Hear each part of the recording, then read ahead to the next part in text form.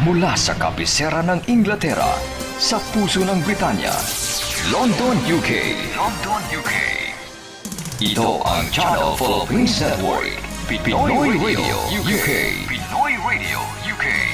Sumasahing papawid, 24 oras. 24 oras. Buong linggo. Sa www.pinoyradiouk.com. Ang mga pinakapaborito mga awitin, mga pinakaabangang programa, at mga sariwang balita at impormasyon mula at para sa mga kababayang Pilipino sa UK at sa buong mundo. Pinoy Radio UK. Pinoy Radio UK.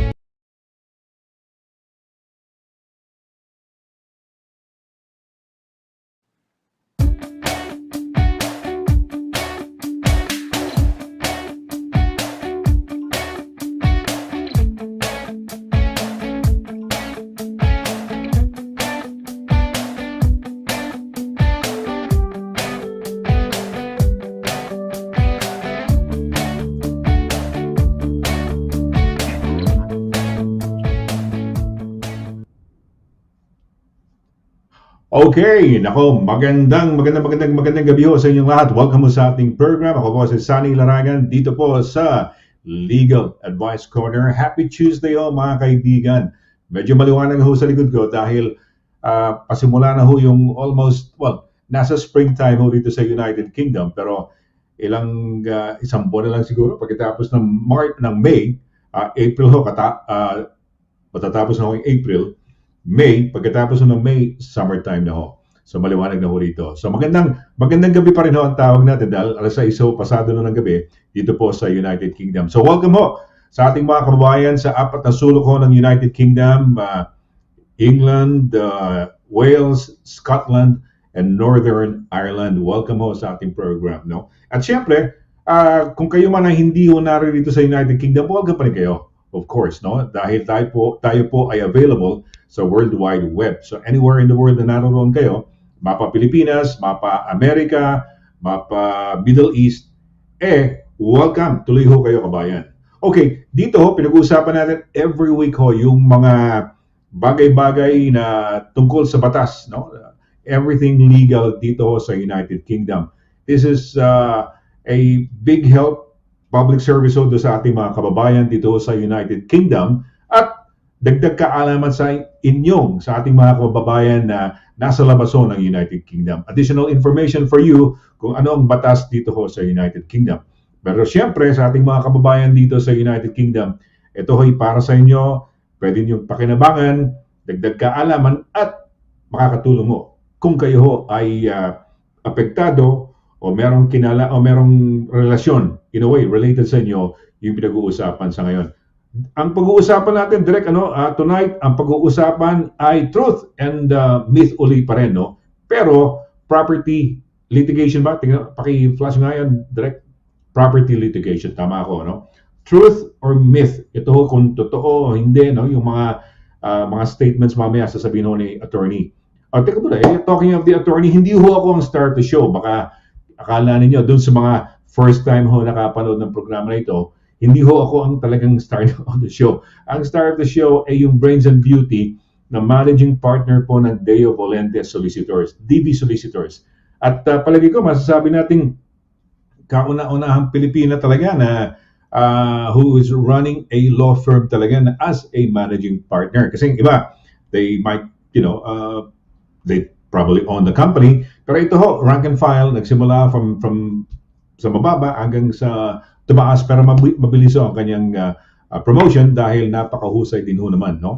And that is a Pinoy pride para ho sa atin. Pakilala ko na, mga kaibigan, yung ating nagpapa-Happy Tuesday ho. Mga kaibigan, ang managing partner po ng Deo Volente Solicitors, walang iba kundi si Attorney DANNA QUINTO. Attorney, Happy Tuesday. Happy Tuesday, Mr. Laragan. Happy Tuesday, everyone. Tuloy po kayo dito sa ating Dagdag Kaalaman Day. As you can see, it's very, very much spring. At Mr. Laragan, gusto ko lang klaruhin, beauty and brains ka din naman. At ikaw din talaga ang star of the show. And Direk Pao. And Direk Pao, who's our a director, technical a wizard namin na who makes everything, all of this possible. So tuloy po kayo. Andito po tayo very much in kasagsagan ng springtime dito sa United Kingdom. Mr. Laragan was just saying kanina, kasi gusto ko, chinek ko bago tayo, magchichika muna tayo, although this is Legal Advice Corner. We talk about hobbies, we talk about kung ano yung mga pinaggagawa namin sa buhay namin dito sa United Kingdom. Dahil kami ni Mr. Laragan, nandito kami sa aming health, what do you call this? Healthy face ng buhay namin ngayon. Mr. Laragan asked me, at hindi lang ikaw yung na-confused. May mga taong nag-good luck sa akin sa London Marathon. Which is so sweet.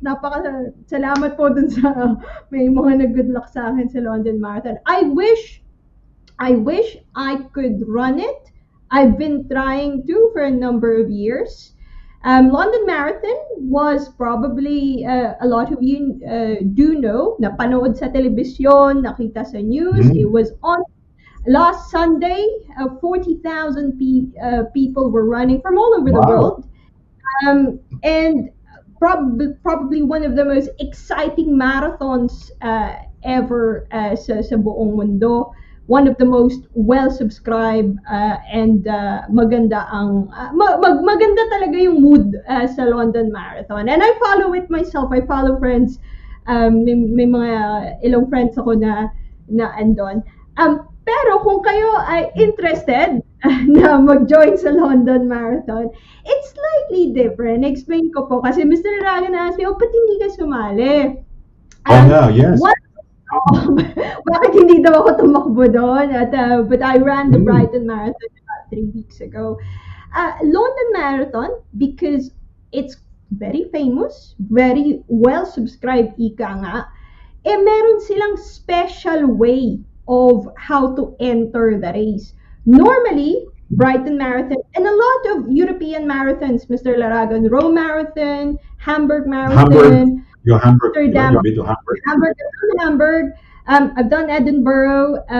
Amsterdam is also very good. I've looked at Rome as well. Ito lang, mga normal mga ibang marathon, i-enter ka lang. Kumbaga registration, bibili ka ng ticket. Pero po sa London Marathon, medyo kakaiba. Kasi napakarami ng mga interesado.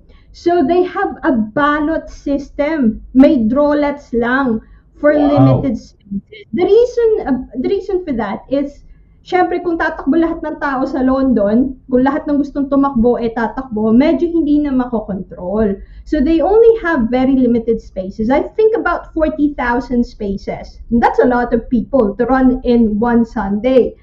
At ang natala po na nag-apply ng space last year, 410,000 people applied. Wow, almost space. 500,000. More than what? 0.4 million, sabihin natin. including me, na hindi na Wow! hindi na hindi nabunot sa Drolat. So that's the Wow! reason I did not run the London Marathon. I entered and I wasn't picked. So it's a random ballot. So that's option one. May option one dyan. If and additional dagdag kaalaman, On a personal if you capacity yan, yung ballot, sinasabi mo, attorney, if you just wanted to run, exactly, that's yung exactly. 40,000 places. 40,000 places is just on the Okay. personal capacity, and extra dagdag kaalaman, if you want to run the London Marathon 2024, the ballot is currently open at the moment, Wow. and it will Katatapos lang. remain Bukas na kagad. bukas na agad. Bukas exactly the day Wow. before nagbukas yung marathon, and it only has 3 days to go. Tatlong araw na lang po. I just checked. Wow. It will close on 28th of April 2023. You can still put your name. You don't have to pay for anything. Although merong extra payment if you want to have if you want to have a greater chance of getting. I did try that before, hindi pa rin ako napili.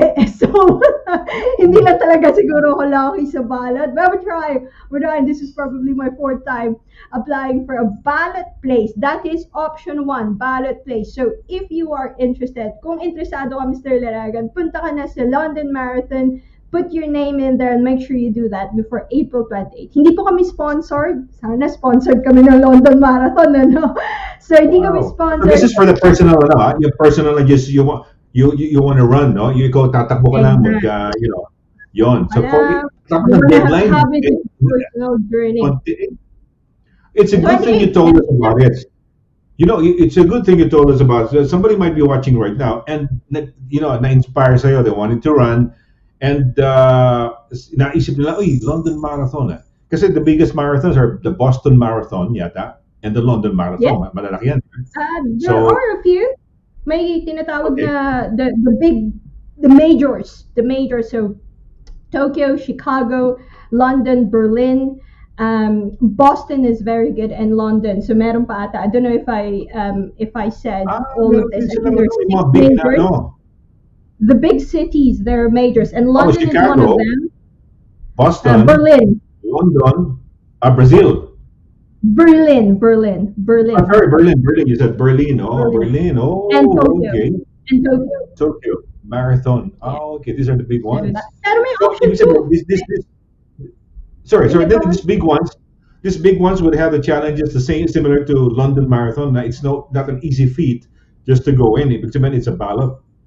I don't know whether I think Boston may qualifying I think may qualifying ata na time ang Boston. I'm not so sure yet. Hindi ko pa yan na-try because I've only really tried I've only tried looking at Hamburg. So if you're looking at yung walang ballot, you can look at Hamburg, you can look at Rome, you can look at Malta Marathon is quite good.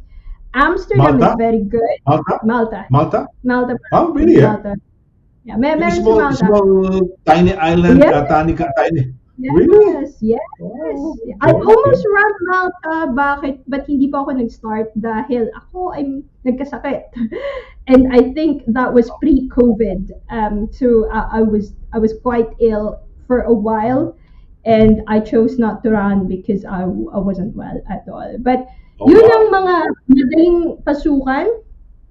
Madaling pasukan, madaling pasukan. Walang mga ballot system. We call it the ballot system.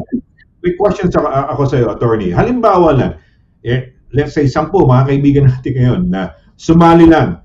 And they have no intention of really joining. It's just parang getting a place na pwedeng, I cannot make it. Can I pass it on to my friend, DANNA Quinto, for example? Hindi pwede yan. Pwede kaya. I don't think so. I don't know.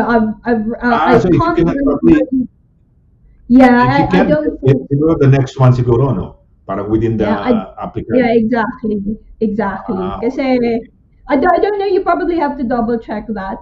I don't think so. My gut feel is I don't think so. But may isang way pa para pumasok. So, kung hindi ka nakapasok sa ballot on a personal capacity, you can, yung personal capacity mo na you run and then you just do it, you can seek a guaranteed place. Guaranteed yung place mo if you pledge to raise monies for certain charities. So there are a number of charities in there na nagbibigay ng guaranteed places. So baka tanongin nyo, bakit hindi ka nag-plead, hindi ka nag-pledge ng para sa charity place, attorney? I've done a charity, kumbaga, a run for a cause a few years ago when I did the ultra marathon. So I reserved that for my probably the longest event in 2017. So 2017, I said, I'm gonna do it once na hihingi ng fundraising for, it was for cancer research.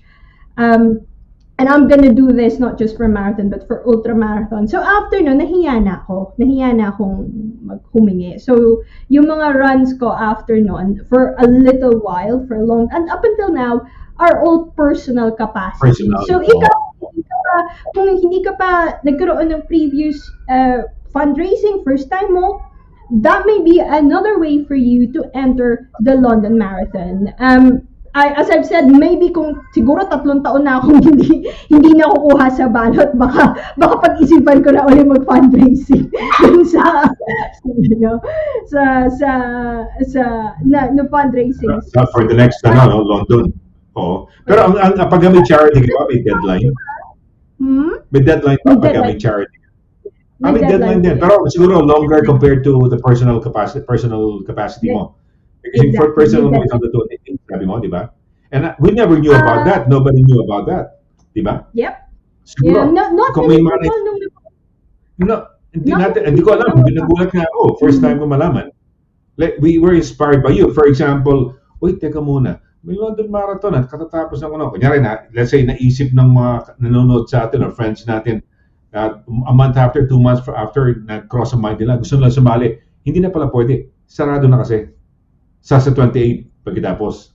Di ba? Well, bukas na yung next year. Pero, ang for next year nga. Yeah. For next year na. For next year na. Yeah. Pero magsasara din yan, itong week na to. So, itong week na to, magsasara na po yan. Imagine, kabubukas lang, katatapos lang nung Sunday nung London Marathon. Itong week na to, magsasarado na for next year. Wow. Exactly. I didn't know that as well na nag-umpisa ako when I first ran. Parang sabi ko, wala pa nagsasabi dito. Dapat ina-announce to kasi, you get inspired and then sabi mo, mag-aano ako. Pagtingin mo, ay, sarado na yung balot. Aga-aga naman. The reason for that is, I don't know, maaga nila kasing, so siguro dahil yung focus sa marathon is nung week na yon, so dun nila ino-open yung ballot system nila.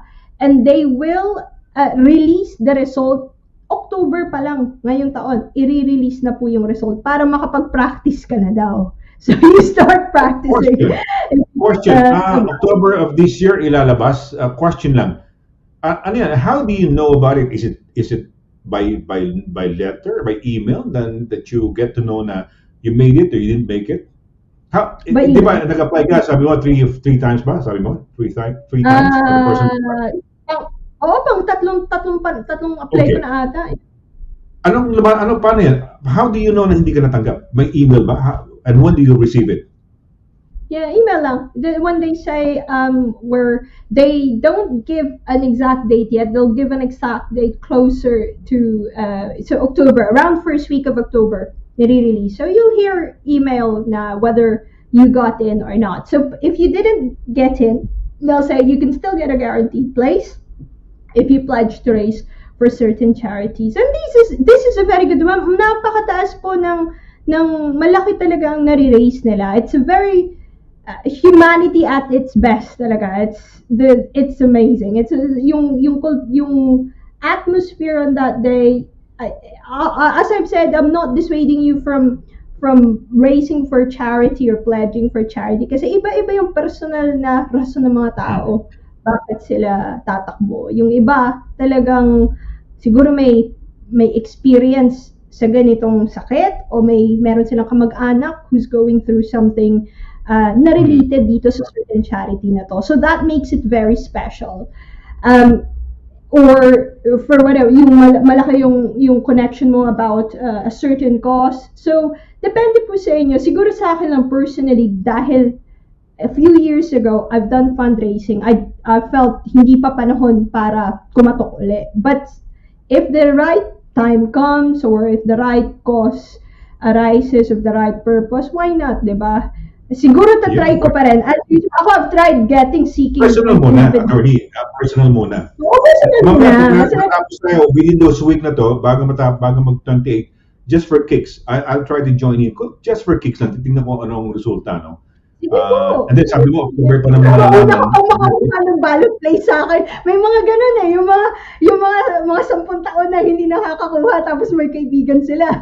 First year pa lang nakuha agad yung ballot play. Maraming kwento sa Pilipinas ganyan, ha? Sinama lang sa kanyari sa audition ng Binibining Pilipinas kunya whatever, no? Tapos eventually yung sinama lang yun ang napilita sumali, siya pa nanalo, nakuha compared to sa sa talaga nag-apply na o nagsimula, no? So yeah, that's really quite interesting, and thanks for the information, attorney, dahil I never knew about it na katatapos ng London Marathon, inopen na kagad for next year, tapos mag-close kagad within very quick, ha? Hindi naman tipong 1 month yan in the running for the, diba? O 2 months ang deadline is gano'n, 2 months from now. Hindi. It's kabubukas lang, tapos sarado na naman kagad, di ba? And napakarami nag-a-apply. Napakarami ng nag-a-apply. So I've said 410,000 last year applied for a place. 40,000 lang ang nabigyan ng place. Pero meron pa rin may reserved na places for charity. But please do ASAP dahil they've opened it until 28th of April. So, konting panahon na lang, 3 araw na lang po, magsasara na po ang London Marathon ballot for 2024. Meron akong na-meet, ang pangalan niya si Berno, and marathoner daw siya. I met him many years ago. But I remember him telling me na siya daw ay sumali daw sa Boston Marathon. So, siguro, hanapin ko, tanongin ko, paano ka ba nakasali? Dahil creme de la creme yan, di ba? These are kumbaga, yung mga very famous mga marathons. Hindi ko alam mo si Chicago. Sikat pala yung si Chicago din, no? Sinasabi mo? Chicago. Sorry, Tokyo? Tokyo. I might join the Tokyo. Kailan ba Tokyo? Hindi, kaya ako sinabing join because I've never been to Japan. I've never been to Japan, and I love to be in Japan.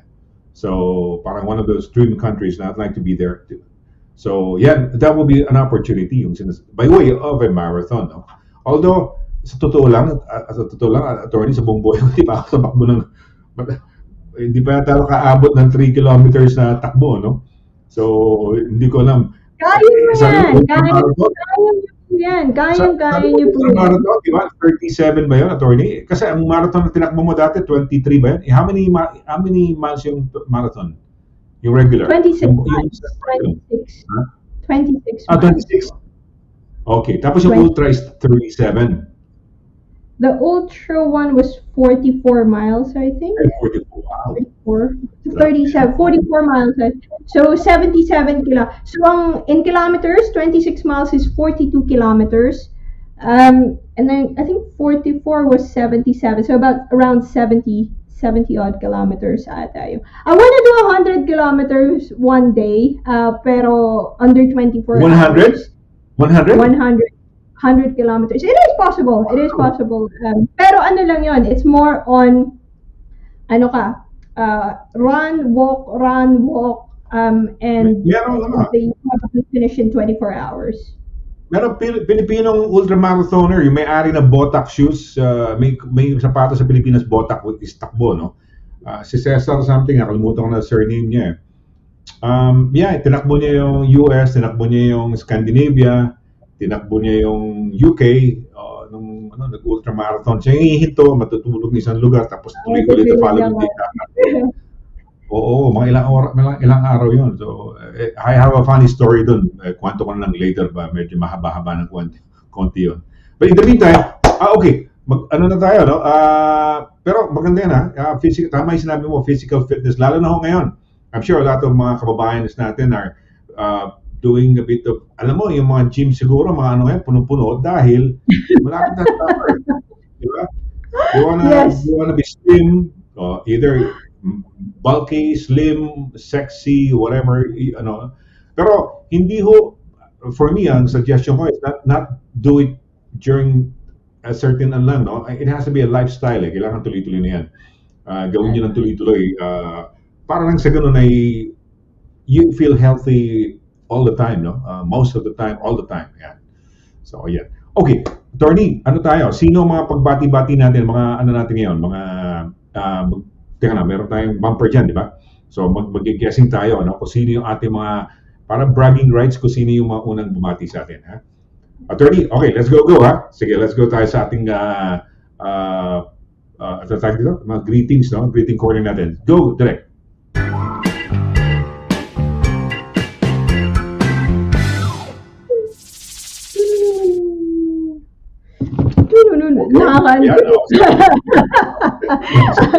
Nakaka-relax yung banner ni Direk. Tuwa talaga. Nakaka-LSS. Pag gumagano'n din ako. Ay, si ano din, si Attorney Lira din, ganyan. Pag yan niya, masayaw na yan eh. Okay, sino kaya unang bumati sa atin para para for bragging rights? Sino kaya sa palagay mo, Attorney? Siguro ang guess ko si Oliver Fernandez. Oliver Fernandez. Direct, tingnan nga natin, Oliver.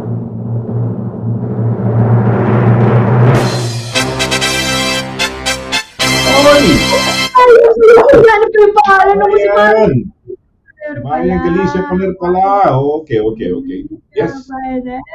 Marian Galicia Paner says, hello po, magandang gabi po, Kuya Sonny and Attorney Dana. At sa lahat, happy Tuesday po and stay healthy and stay safe. Always, everyone. God bless us po. God bless you too, Marian Galicia Paner. God bless them. Healthy. Stay safe. Yes, oo. Maria, nasan ka nga pala ulit? Teka muna po. Lagi natin tinatanong kasi hindi ka nag-stick sa mic ko kung taga-saan si Maria, no? It's nice to know kasi, di ba, at least dito sa UK or maski sa part ng mundo, at least alam natin kung nasan kayo.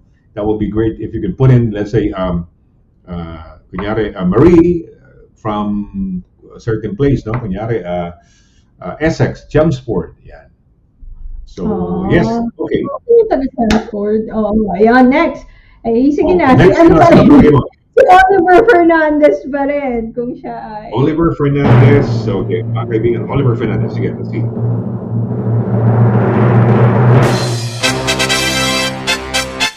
Yes! Oh! Nahala si Oliver. Galing. Oh. Yes, basahin ko na. Good evening, Attorney Dana, Kuya Sonny, Direk Pao, and Snooki. Si Snooki po kanina, andyan nag-hello eh. And the rest of the Filipino TV Europe. What a promising week as the weather in the side of the pond continues to brighten up. I hope it's the same on your end. Yes, it is. Yes. As you can see. Yes, it's sunny.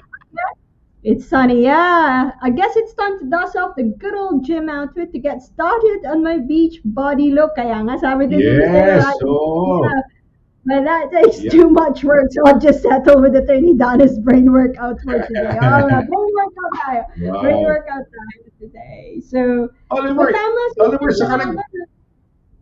Ano? Sorry. Tatanong ko lang saan siya nag-graduate ng nursing niya?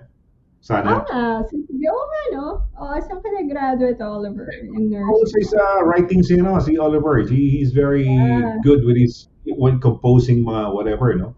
Magaling, no? Ridiculous. Time to dress up the old gym outfit.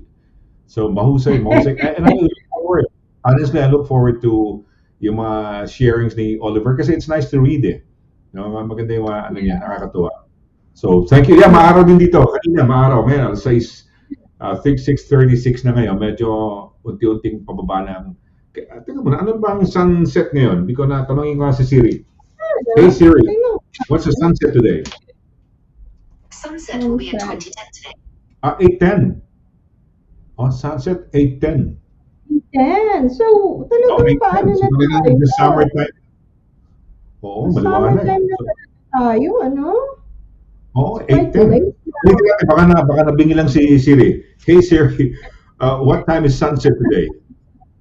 Today, sunset will be at 2010. O, 2010. 2010 daw. tama. Hindi daw Mr. Laragan. Huwag daw tayo makulit. Nagulat ako kasi sa tenga ko pag dinig ko, 8:10. Di ba? Alas 8 na. Normally, pag summertime, alas 10 ng gabi, maliwanag pa. Naglalaro pa ng football yung mga kapitbahay mong mga bata eh. Di ba? Naglalaro pa sila. So, summertime. This is the best time na gusto natin. Pero yung nakaraan few weeks, days malamig-lamig pa, tsaka winter time. Parang you get to hate London or the UK, no? Because of yung ano, di ba? Yung ating... yung lamig, yeah. But then this is so special kasi dito mo talaga makikita na tama ka kung nag-gym ka. Ito yung napakaraming tao sa gym dahil nagpa-prepare for the summer. Maganda yung weather, hindi nakakatamad lumabas, hindi nakakatamad pumunta sa gym. So this is the time to regain a bit of your fitness back. Kumbaga sa cycle ng buong taon. This is the time to get there and dust off the good old gym outfit. Ika nga ni Oliver. I've been to a lot of gyms in my life, no? I've been to a lot, no? Talaga. Pero itong recent na nakita ko, ngayon lang ako nakakita gym na mahigit 100 tao all at the same time. Wow, saan po yan? Sa Kent. Anong gym yan? Makaraming tao dyan, Pure gym ang pangalan. Pure gym. Pure gym. And they're open for 24 hours. Kaya lang, ang nakakaano lang is I've been to the gyms in Spain, sa Pilipinas, sa London, but this is the first time that I've seen a gym na talagang ang daming tao. Punong-puno talaga. Any time of the day. Except syempre kasi 24 hours yan, syempre yung mga off na time, siguro yung mga midnight o yung madaling araw, walang tao masyado. Pero yung regular from 6 o'clock onwards, wow, daming tao. Grabe. Yeah. Kasi ako ginagamit ko lang yung gym namin dyan sa taas, which is, ngayon, ina-upgrade daw nila. So, 1 week kaming walang gym. Hindi naman ako ganun kadalas din gumamit. But I remember the time nung nasa St. Albans ako. So, shout out sa lahat ng mga ka-gym ko doon. I was a member for 10 years at talagang naging kaibigan ko na Fitness First in St. Albans. I want to say hello to all my friends sa Fitness First in St. Albans. I was a member for 10 years. 10 years akong member doon. And became friends. Naging community na talaga. And sometimes, alam mo, yun ang mas makakaano pa na makainganyo sa'yo kasi syempre minsan sinabi mo dun sa kaibigan mo, kita. So parang ako, nahiya naman ako, mas pumunta pa ako sa gym para makita yung kaibigan ko kaysa mag-exercise. It's a way of meeting friends and di ba? Minsan, di ba, may ibang tao, nagiinuman sila. Totoo lang nun, it's a way for getting together. Yung inom parang secondary na yan So ito gym secondary na lang doon sa meeting up with friends. Yeah, I a lot of and until ngayon, friends very good ang community doon and it really is part of the motivation to keep committing to a gym membership because it became, as what you said, it became a lifestyle. Hindi lang siya yung I want to lose weight or I want to tone a toned body.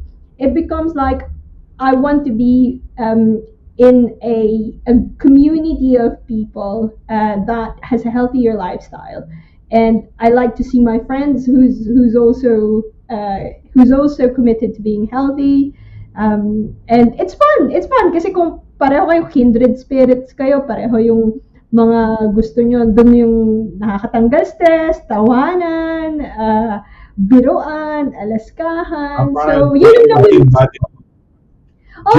gym body. Di ba class? May class. So, kami, parang school, may mga, yung teacher, di ba? May mga alaskahan dun sa kung ano yung ginagawa mga circuit class. So, that that was really fun. Yun ang namimiss May ko. advantage yan. May advantage, attorney, you know why? Ang advantage niyo dyan, you can para hindi naman dominate, how do you call that? Yung parang kayo na may-ari ng isang certain every equipment.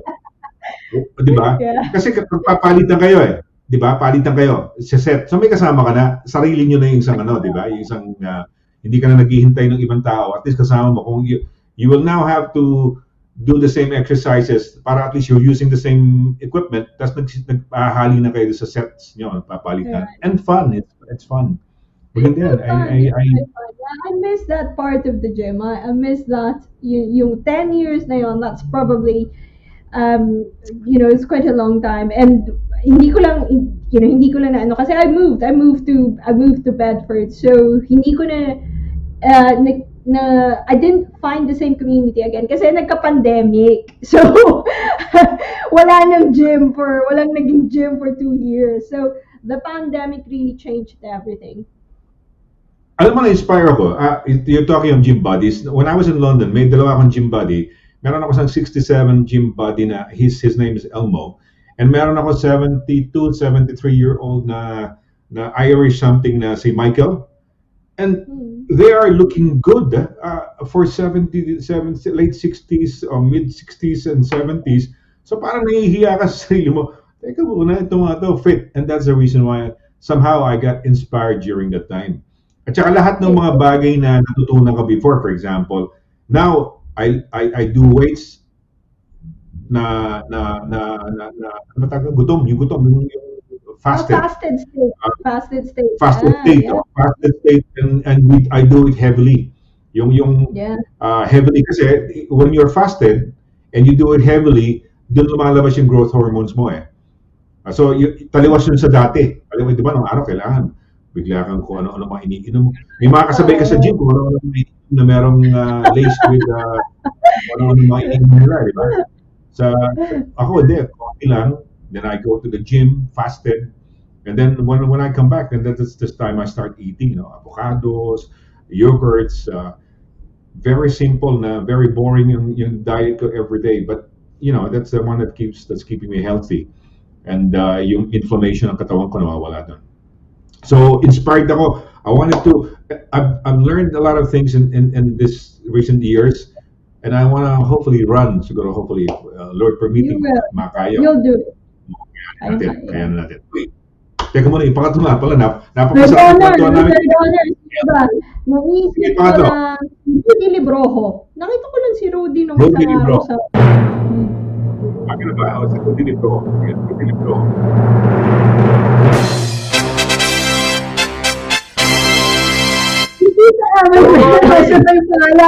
Si Tita Emeline Ravel. Yung birthday celebrant to birthday niya earlier this month. Nakita ko meron siyang post na parang sa Pilipinas yata na nag-celebrate siya ng birthday. Ganda ni Tita. Tita, you look really amazing. Hindi po to, sa atin, hindi po to yung what do you call that when you're binobola? Hindi po binobola lang. Ang ganda ni Tita. Very healthy looking, very young looking. Young looking. Ilan taon na ulit? Ilan taon na si Lady Emmeline? 70, ilan taon siya ngayon? 76 na po si Tita. 76? Wow! She was looking amazing. Photo. I saw the photo in sa clubhouse or something. There was a celebration. Lovely balloons, family. Looking amazing, Tita Emeline. 76. Kailan ka pa babalik dito? Kailan ka pa babalik dito? Ano kaya sekreto ni Lady Emmeline? Because she looks very young. Ito si Emmeline, no? You look very young. Very, very young, no? And beautiful, talagang and healthy. So, ingat lang. Tagal pa yan. Mukhang hindi na yata babalik ng UK siya. Sarap pa na sa weather sa Pilipinas siguro. No?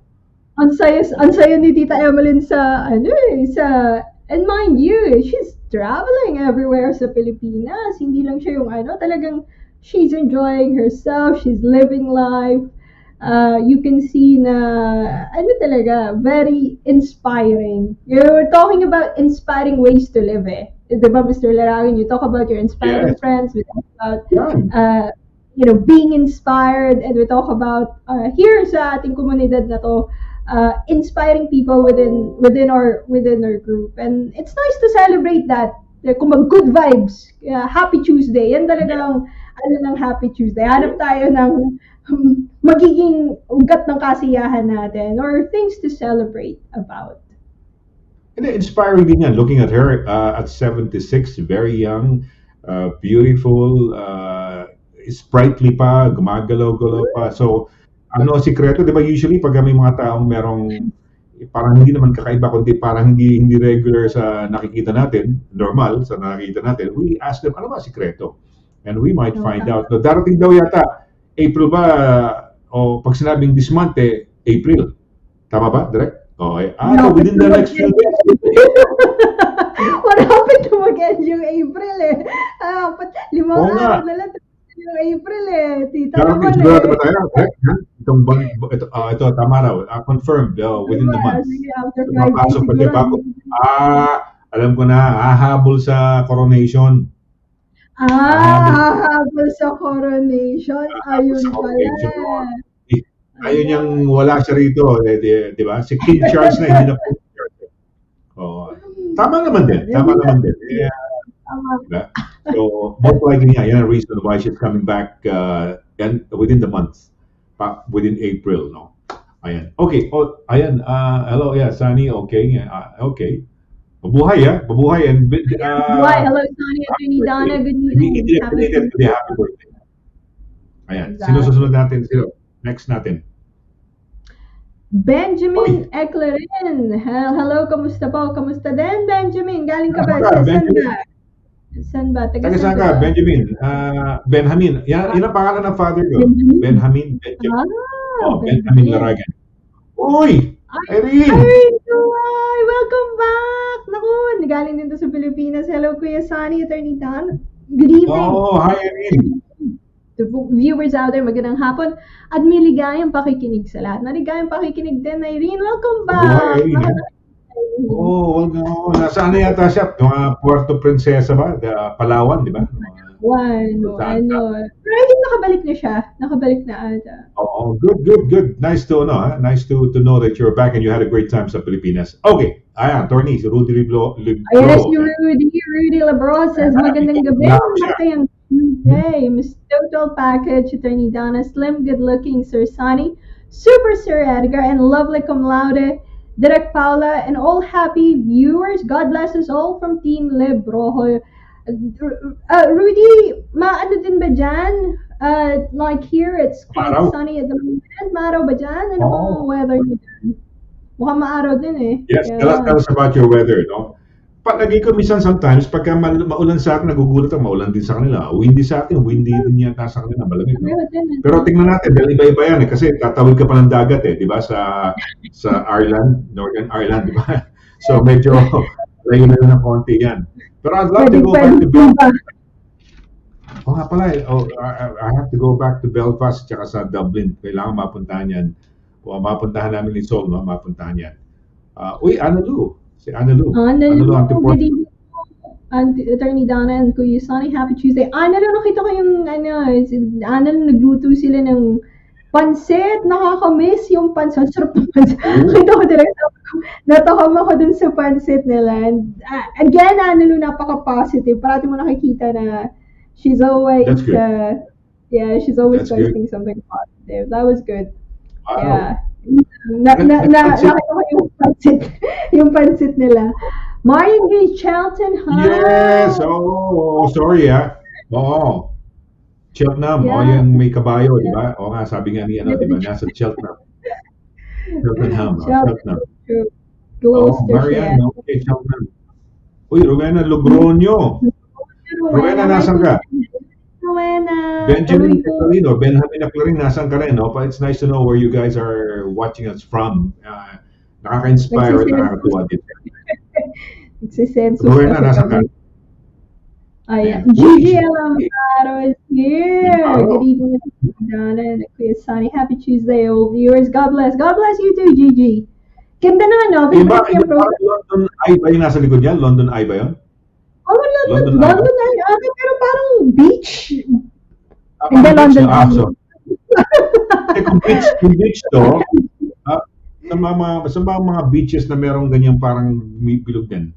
ba yan? Parang, London Eye, I don't know. Marami, pero may katabing parang isang tower sa gilid pero wala namang ganun sa London, di ba? Sa London. Oo nga, Gigi, saan ba yan? Profile picture mo. Picture na yan. Saan ba yan, Malaman natin, Gigi? no? Ayan, good Yan, evening. message. Magandang gabi sa lahat. Good evening, everyone. Ayan, na-roll call na natin.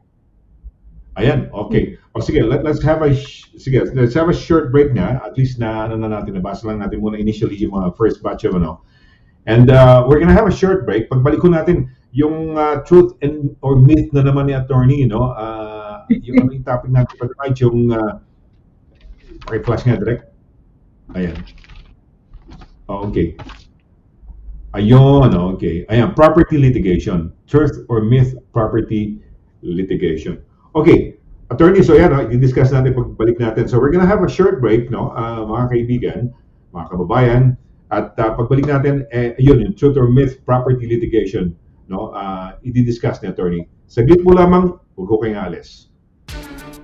Mula noon hanggang ngayon, serbisyong mapagkakatiwalaan, serbisyong maaasahan pagdating sa inyong mga padalang balikbayan boxes. Dito ka na sa Forex Cargo. Sa presyong kayang-kaya ng bulsa, sigurado ka pa sa inyong padala. Forex Cargo. Dahil kailangan makarating. Call 0208-813-7064. O ano pang inaantay niyo mga kabayan? Tayo na sa Forex Cargo.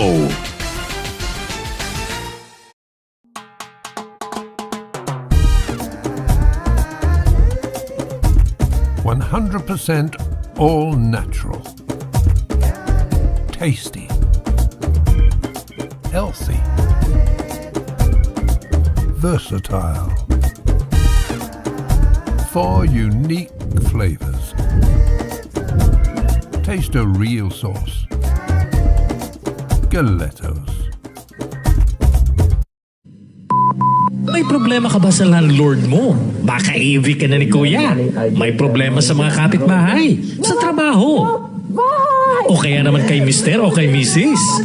Away tungkol sa mala, mga may utang, mga aksidente, daing o laban sa ospital or sa NHS, harassment, o baka naman may stalker ka na gusto mong ireklamo. Punta na sa DV Solicitors para matulungan ka pagdating sa mga litigations at iba pang mga legal concerns. DV Solicitors at 2nd floor, Howard House, St. John Street, Bedford, MK42 0DJ. Tumawag sa 01234-350-244 or 01234-225-188 o kaya naman mag-email sa d.quinto@dvsolicitors.com. Visit our website at www.dvsolicitors.com.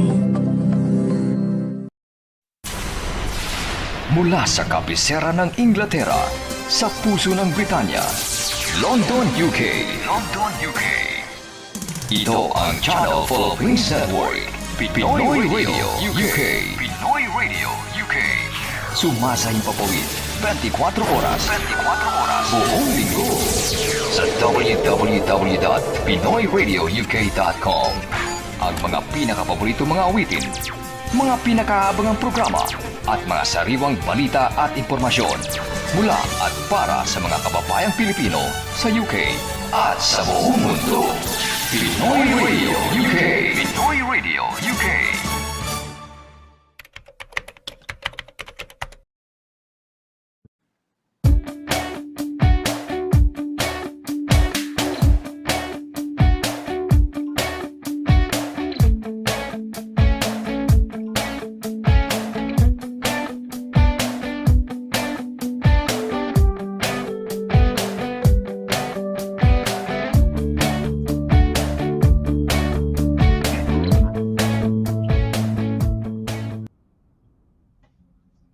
Okay, tuloy-tuloy ho tayo sa ating programa. Balik programa ho tayo dito po sa Legal Advice Corner on a Happy Tuesday. Ako po si Sonny Laragan. For those of you who just tuned in, siyempre kasama natin ang star of the show, ang pinakamamahal natin, Beauty and Brains.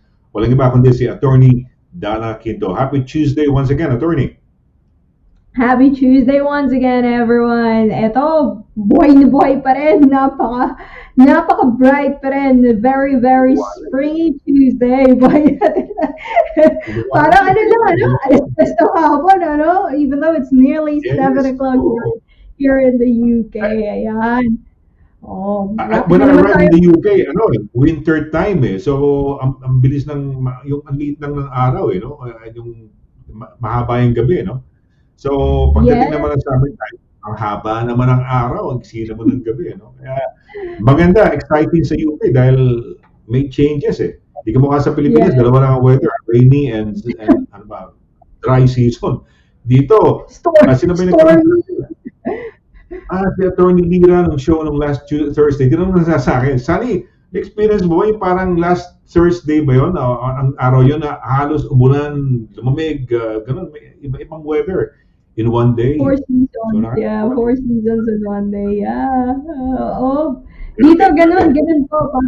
Parang ano, may, iba-iba talaga. Pero pwedeng magbago ang weather very quickly, very dramatically within one day. Yeah, so yan ang ating buhay dito sa UK. Weather is such a favorite topic. Pag kayo po pupunta sa UK or you're about to migrate to the UK, isang pro tip kumbaga galing sa mga taga dito if kung gusto niyo ng icebreaker or you wanna start a conversation sa ano ba yan, sa pub or sa grocery, just mention something about the weather. Dadaldal na po ang tao dito. Pag sinabi mo, isn't it hot? Isn't it cold? Oh, it's raining again.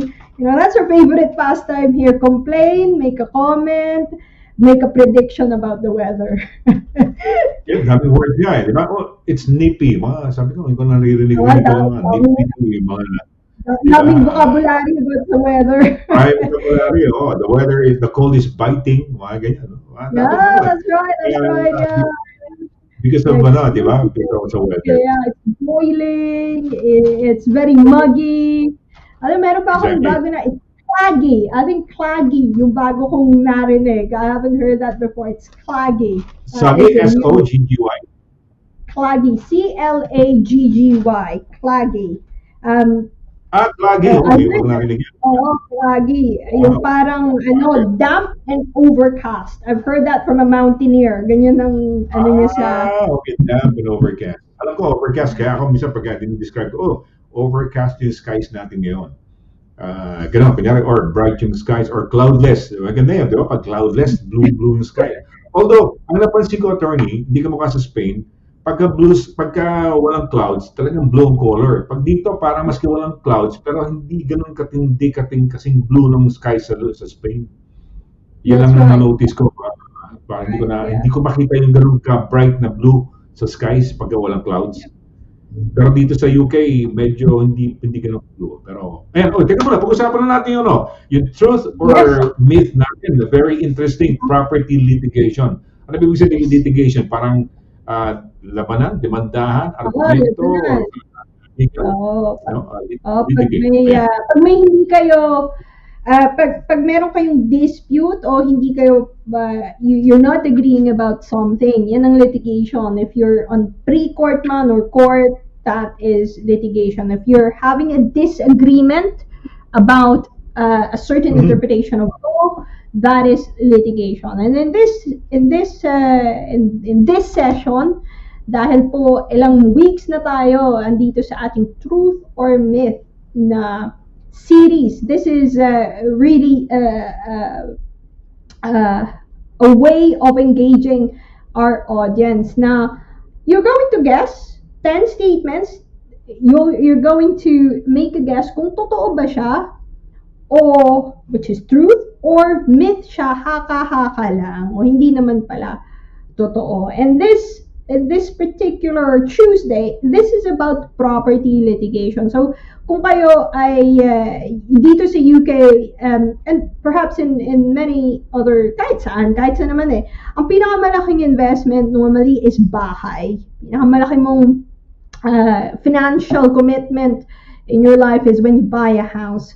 So, sometimes, ang pinaka-stressful na litigation o disagreement o mga problema na dadaan sa'yo, kung may mga hindi pagkakaintindihan o hindi pagkakasundo about issues relating to that. So that's property litigation. And you'll see anong topics, could be boundary, could be about nung binili mo yung bahay, baka may problema nung binenta mo yung bahay. So, ito yung huhulaan nyo po ngayong araw na to. So, kuha na ba ng piece of paper or kahit sa notes nyo man yan sa phone nyo, and you're gonna start to guess kung truth man yan or myth. I will then give you the answers later on and explanation. So, without further ado, number 1.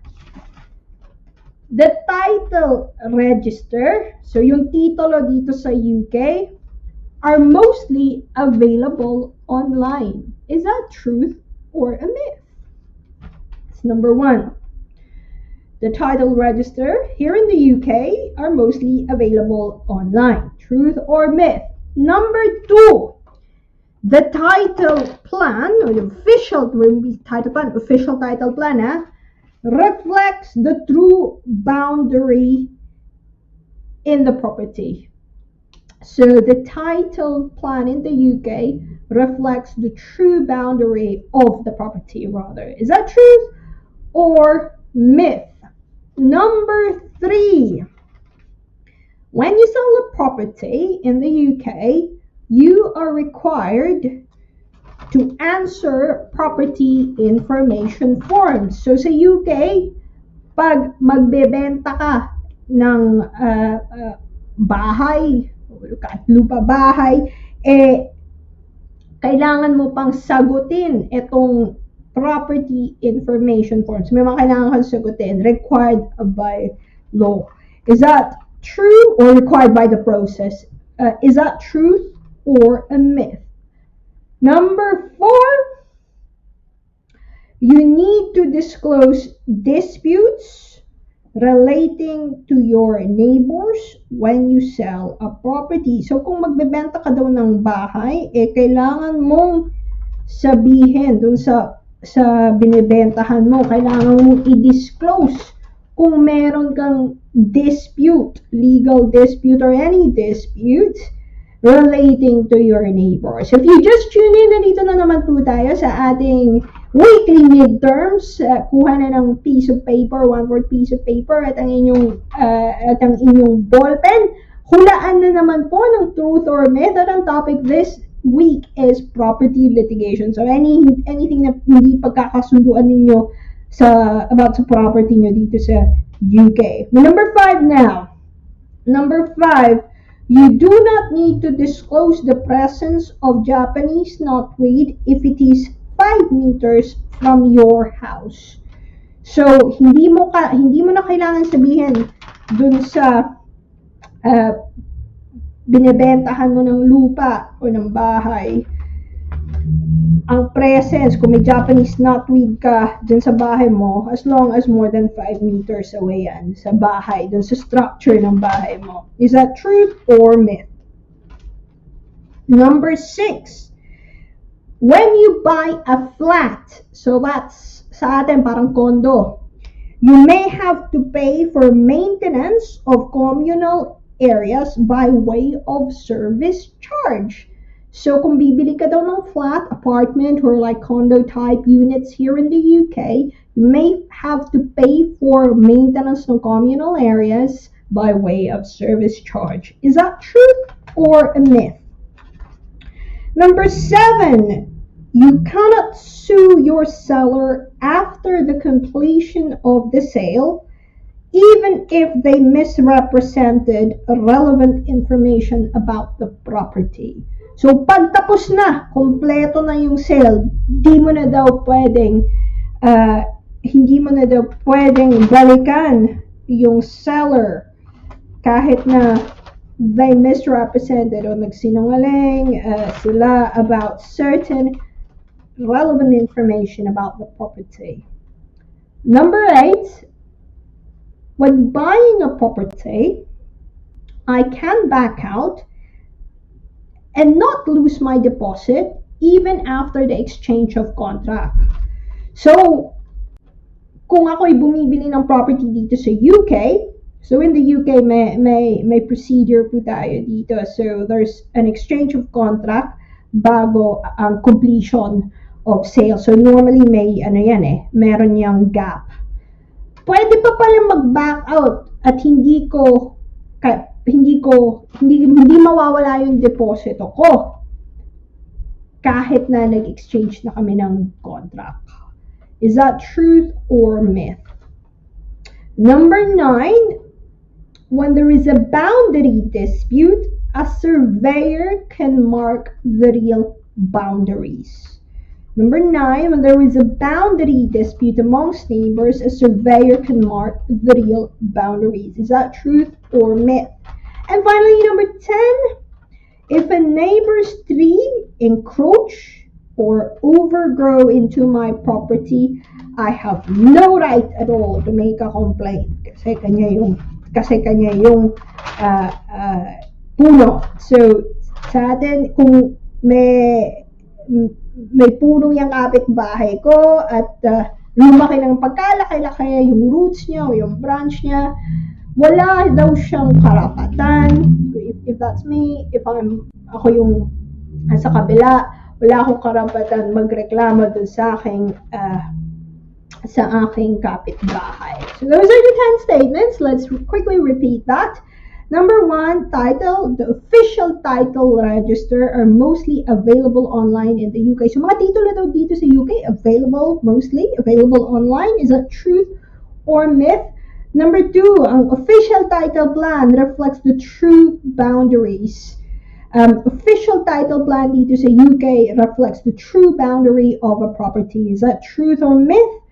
Number 3, when you sell a property in the UK, you are required to answer property information form. So, kailangan mo daw fill-upan yung mga property information form kung ikaw ay magbebenta ng iyong bahay o property dito sa UK. Number 4, you need to disclose disputes relating to your neighbors when you sell your property. So kung bebenta mo yung bahay mo, property mo dito, kailangan mo sabihin na nag-away kayo ni Juan last year about dun sa fence nyo. Totoo ba o hindi? Number 5, you do not need to disclose the presence of a Japanese knotweed if it is 5 meters away from your house or from the structure. Di mo na daw kailangang i-disclose o sabihin dun sa bibili ng bahay mo na may Japanese knotweed dyan sa property mo as long as 5 meters away siya sa structure.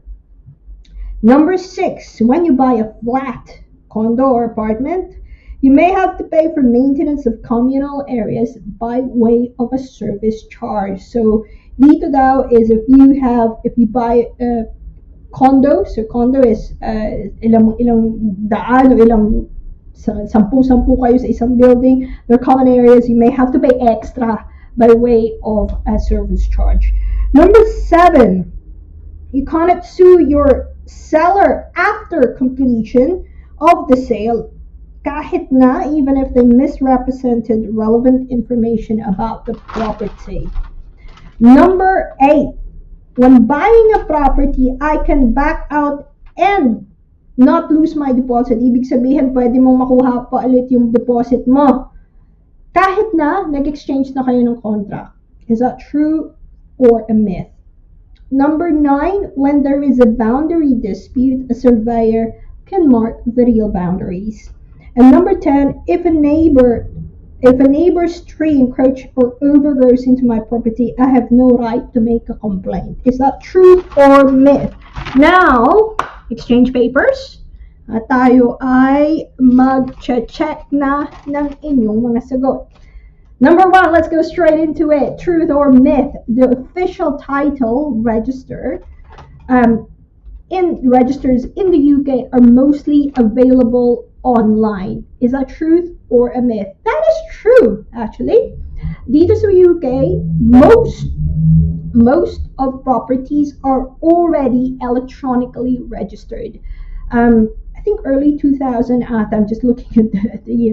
Early 2000, there was a mass hindi voluntary, mandatory registration ng mga properties dito sa UK.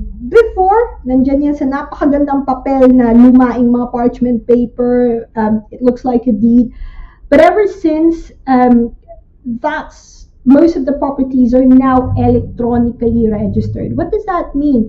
You can actually check who is the owner of any property dito sa UK as long as it's registered, and the operative word is mostly, karamihan. Yung mga lumaing bagay na hindi lang nabenta o hindi pa na-pass on dahil na-pass on by inheritance, walang nangyari dun sa bahay for the last 50 years, yun lang siguro yung mga hindi pa rin nasa electronic register. But most properties now ay nasa land registry database online, and for £3 you can get a copy of an electronic title. So ngayon hindi mo na rin hahanapan ng physical na title. So you can look it up. Available po yan for the public use. So you can look it up kung gusto nyo i-check, kung kayo may bahay, kung gusto nyo talaga i-check, sa'yo pa rin ba yan? You can look it up now at the HM Land Registry database. So yes, that is true. But operative word is mostly. Meron pa rin pong unregistered. By unregistered, hindi po ibig sabihin niya na walang may-ari. Yun pa rin yung konting porsyento na meron pa rin silang original papers. But they should really, very, very small percentage na lang po siya. So that's an interesting fact about the UK. Most of these are on electronic titles now. Number 2, the title plan or the official title plan reflects the true boundary. Truth or myth? Myth po ito, actually. A lot of people think na pag tinignan nila yung title plan nila, ay yan na talaga, yan na lang yung boundary na yan. Nakikita ko yan, diretso yan. That is really actually not true. If you look at the title plan, sa ko yung makikita dahil, and dun po yan, most of it are online as well. So £3 pa rin ang presyo niyan. £3 for the title, £3 for the title plan. You can find out your own title plan online, available publicly. Pero pag binuksan nyo po yan, makikita nyo, meron dyang caveat, may nakalagay na warning. Hindi daw po yan scale, ang boundary, yung red na nilagay nila dyan. It's not to scale. And hindi rin po yan, it doesn't really reflect what we call the physical boundaries in the land. And I will explain later, mamaya, kung paano talaga malalaman yung physical boundaries. Because most often than not, ang isa sa pinaka-common na issue between neighbors or property litigation is nasan yung boundary, nasan yung mohon. They try to figure it out using title plan, pero hindi rin po yan it's only a guide, but hindi po yan ang authoritative na dokumento kung nasan talaga ang boundary sa totoong buhay o sa totoong property, physical boundaries as we call it. Number 3, when you sell a property in the UK, you are required to answer property information forms. That is true. If you've lots of Filipinos now are getting into what we call the property market. When you're selling, you are required to give this template. Yan, pare-pareho po lahat ng mga sinasaynan na property information forms. There's a certain process, we call it conveyancing process. The matter of buying and selling properties in the UK is very well regulated. At isa po yung proseso na that involves a huge due diligence. That's the reason why they try to standardize it by asking, lahat ng magbebenta kailangan nyo sagutan itong questionnaire na ito, itong forms na ito. So if you are gonna buy your property, if you're about to buy your property, meron din po kayong abogado, your lawyer will be asking for those forms. And when they get those forms, property information forms, leasehold information forms, kung flat ang bibilhin nyo, your lawyer will explain those answers to you, will ask further questions kung hindi sila satisfied dun sa mga sagot ng seller about sa property. The reason for that is gusto mong alamin kung ano tong bibilhin mong bahay, kung maayos ba struktura, wala bang problema, tama bang binabayaran mo. The reason as well is most of the houses are bought on mortgage. So ang bangko din, interesado din sila. Tama ba yung matibay ba yan? Ganyan ba ang value talaga ng bahay na binibili mo. So that's the reason why there is that level of due diligence bago bilhin ng bahay. Number 4, you need to disclose disputes relating to your neighbors when you sell a property. Hindi naman po yung dispute na, sa tingin ko, marites yan, o sa tingin ko, he's having an affair with my husband, or she's having an affair with yung kabilang neighbor. It's not that. It's just any legal dispute relating to property. But yes, you have to disclose. Truth po yan. Yung kaninang question, you complete a property information form. Isa po sa tanong doon is, do you have any recent disputes with your neighbors? So kung nag-away kayo about sa fence, nag-away kayo sa boundary last year, nag-away kayo about kung sinong maglilinis nung sino mag-update, sinong magre-repair nung pathway na yan, those are things that you need to disclose. Because that would impact on the seller or the buyer's ability to understand kung ano talaga yung status ng property na yan. May problema ba? May mga chronic issue ba yan? In terms, may misunderstanding ba kung sino yung magme-maintain ng fence? May misunderstanding ba kung nasan yung boundaries? That's the reason for that. But yes, to a certain extent, relevant property disputes would have to be disclosed to your buyer. Number 5, you do not need to disclose the presence of Japanese knotweed if it is 5 meters from your house. Truth or myth? That is a myth. You have to disclose the presence of a Japanese knotweed if you know about it, period. Dahil po ang Japanese knotweed, kahit malayo-layo dun sa bahay mo, underneath po, it's a form of a plant na hate dito sa UK. If you want to Google it, the reason po why it's hated so much is na takot po yung mga bangko, yung mga mortgagor, dahil yung Japanese knotweed, pwede po yung mag-grow underneath. Very powerful plant that grow underneath for meters and meters at pwede niyang masira yung structure ng bahay.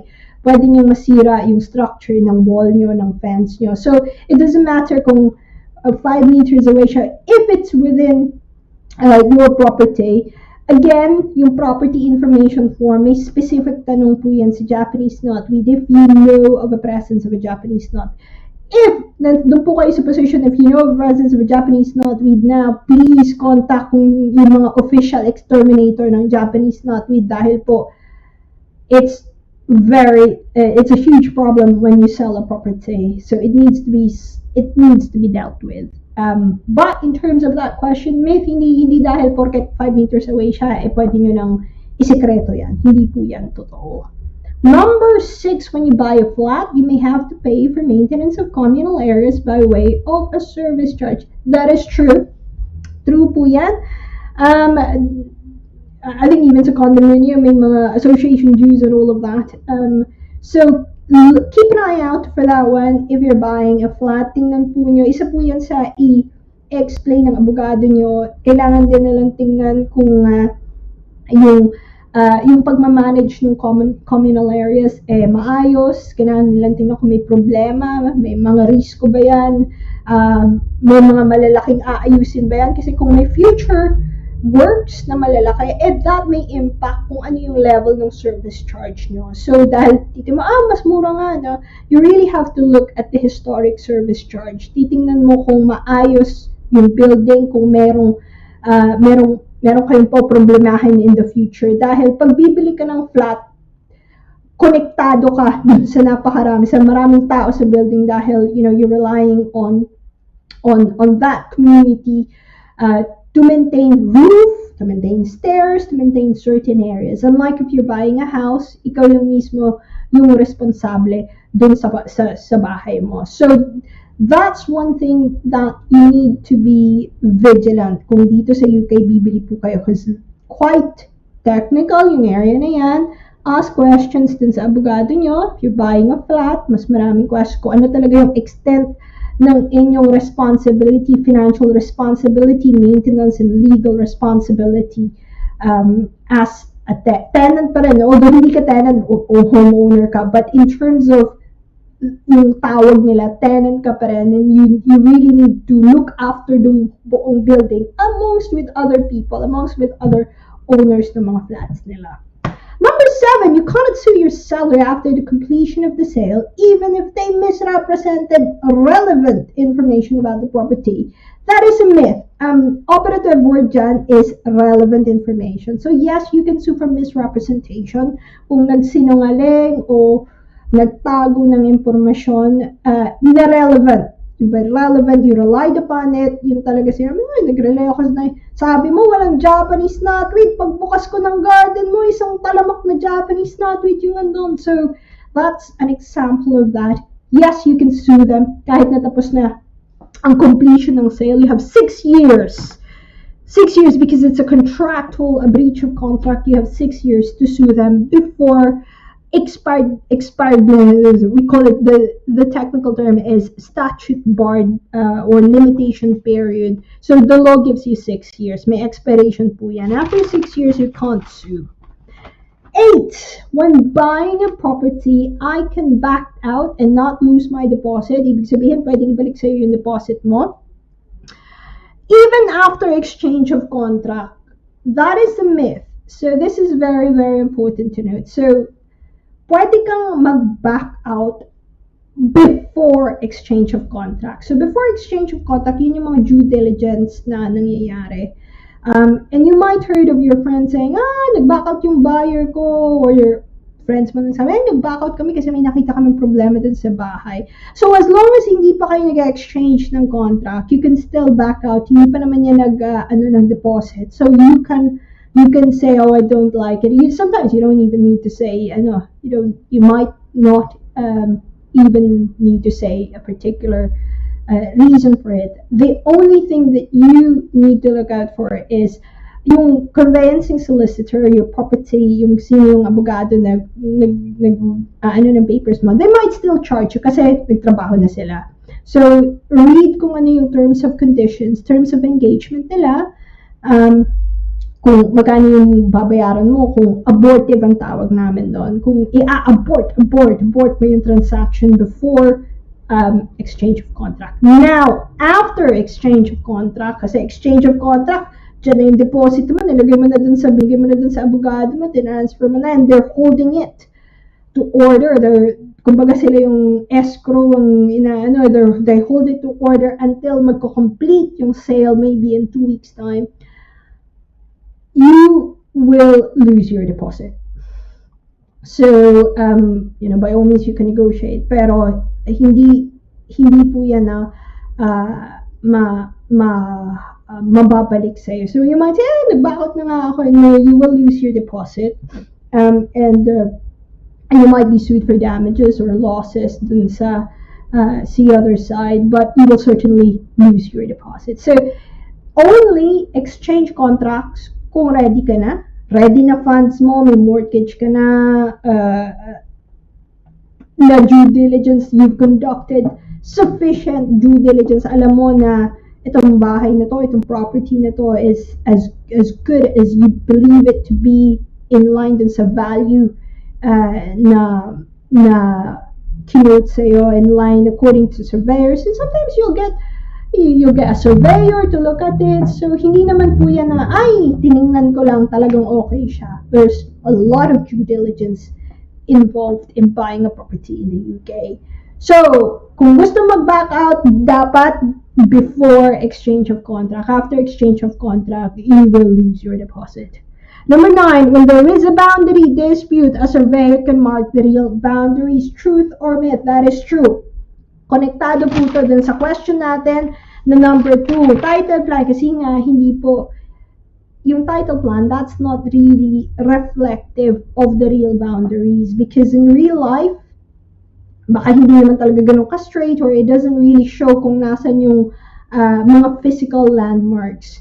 So, how do you deal with it kung nag-aaway kayo ng neighbor mo at hindi sumundi, dyan sa 3 inches to the left yung sa amin, or 3 inches to the right?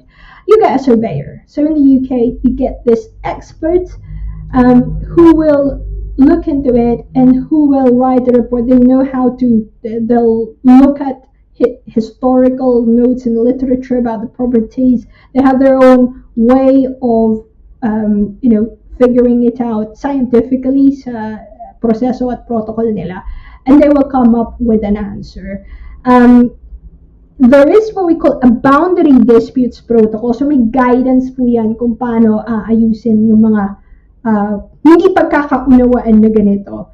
But what's most important is kung nag-away na po kayo ng neighbor mo, kung nasa ng boundary, tapusin nyo po yan. Kailangan po may sagot yan. Kung hindi, maaapektahan po ang if you decide to sell later on, your buyer or might use that para humingi ng discount kasi sasabihin nyo, may problema yung may dispute kayo, poproblemahin ko pa yan, sakit ng ulo ko pa yan. So, please sort it out if there is an active dispute about boundary. Get to the bottom of it. A surveyor can tell you kung nasan yung totoong boundary na yan.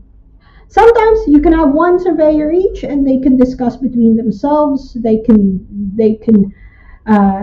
come up with their reports, and then they can discuss kung ano yung mga hindi sila nag-agree, points that they don't agree. But ang operative word is they can, and they should be able to figure out where's the real boundary. And finally, number 10, if a neighbor's tree encroach or overgrow into my property, I have no right to make a complaint. Is that truth or a myth? That is a myth. You can make a complaint, so that's a nuisance in some ways, or that's may certain Rylance and Fletcher, that is the name, that's the principle in English law. What you need to know is, yes, you can make a complaint, and after mo mag-complain, kung hindi pa rin niya sinolba, so you give them an opportunity na i-cut yung sarili niyong tree or i-manage yan. Kung hindi pa rin, you have a right of abatement. So you have to give them notice first, but if they don't really follow that, you can trim the tree na hindi yung buong kasama yung sa boundary nandun sa kanilang property, yung sa'yo lang, yung nandun lang na umapaw, yun ang term natin, umapaw dun sa property mo. You can actually cut that, you can trim that. Those are the usual na mga hindi pagkakaintindihan ng mga neighbors in terms of property. Yan, those are the things that we litigation lawyers, high street, ibig sabihin dito yung mga Bedford or Hertfordshire, or yung mga dealing with day-to-day normal usual homeowners in the UK. From my experience, ito yung mga common problems na na-encounter. So, ulitin natin, totoo na ang title dito sa UK ay mostly online na. So, totoo daw yan. Nasa HM Land Registry database, £3 for a title and £3 for a title plan. Number 2, but title plan, it's a myth na title plan reflects the true boundary. Bakit daw? Dahil hindi po yun nakascale. Yun ang explanation doon. Number 3, it is true that when you sell a property, you are required to answer property information form. So you have to fill out these standard forms that everyone needs to fill up when they're selling a property in the UK. Number 4, you need to disclose, totoo, that you need to disclose disputes, property disputes. For example, the one relating to your neighbors when you sell a property. So kung may dispute relating to your property, kailangan mo sabihin yan dun sa bibili. Ang explanation dyan, kailangan niyang malaman kung may mga problema yung property na yan. Number 5, myth na hindi mo kailangang sabihin kung may Japanese knotweed na malayo-layo sa bahay po, 5 meters away. Myth po yan. The explanation for that is you need to disclose the presence of Japanese knotweed, period. Kung alam mo na may presence yung Japanese knotweed. At kung may Japanese knotweed po kayo, please get professional help in dealing with that, in exterminating that. Huwag niyo lang pong kukain. Hindi po yun ang proper way of dealing with that. Number 6, it is true that when you buy a flat, you may have to pay for maintenance of communal areas. Hindi lang po yan one-off. May mga big one-off payment. Meron ding monthly yan. So may mga extra payments that you may need to pay on top ng pagbayad nyo ng main purchase price. So you need to keep an eye on that one. Before you buy a property, your lawyers would need to really check kung malalaki ba yung payments na yan. Okay? Number 7, you cannot sue your seller after the completion of the sale even if they misrepresented relevant information about the property. That is a myth. The explanation for that is you can up to 6 years after that you bought the property. So, pwede, as long as it's a relevant information that you relied upon when you bought the property, dapat substantial at yan ay material na impormasyon. Hindi lang sa, ay nako, yung bulb hindi nagwo-work. So, yun naman kumbaga hindi naman yun sobrang material dun sa transaction na yon compared sa hindi mo sinabi sa akin na may Japanese knotweed pala at ngayon nagka-problema ako. That's material. That's what we call is irrelevant information.